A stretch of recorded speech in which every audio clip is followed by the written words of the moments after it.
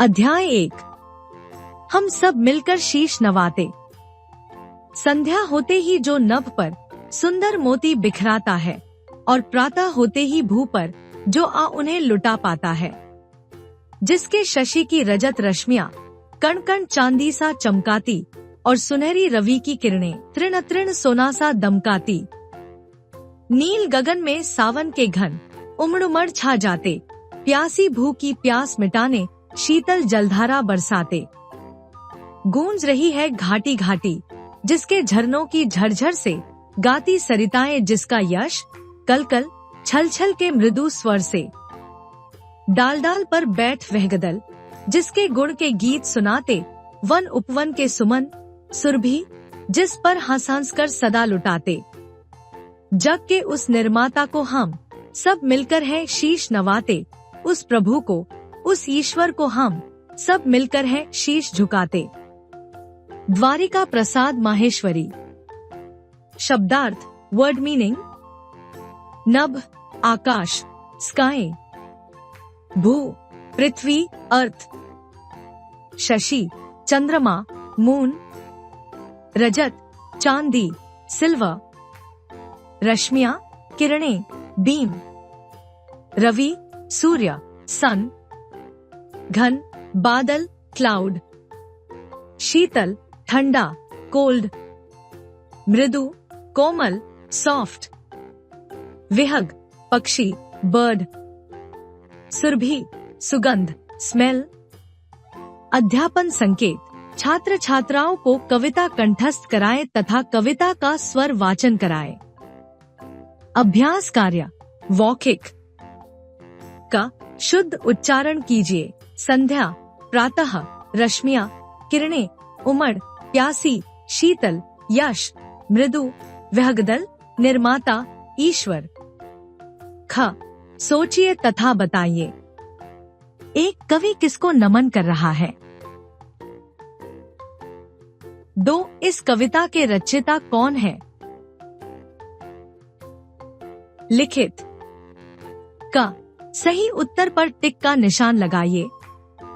एक नभ पर सुंदर मोती कौन बिखराता है?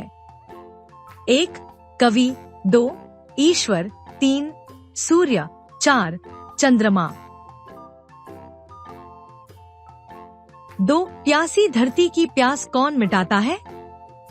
1 बादल, 2 किसान, 3 सरकार, 4 किरणें। 3 कौन गूंज रही है?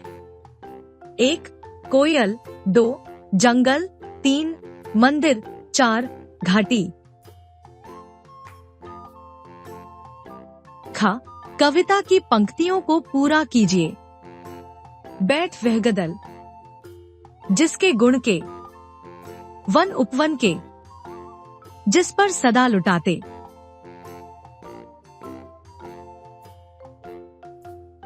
ग निम्नलिखित पंक्तियों का भाव स्पष्ट कीजिए।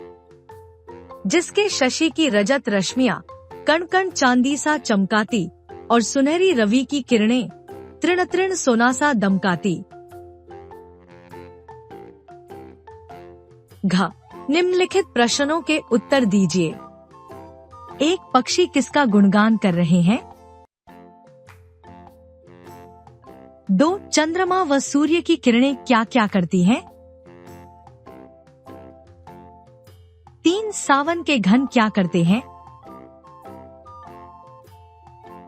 उच्च स्तरीय प्रश्न।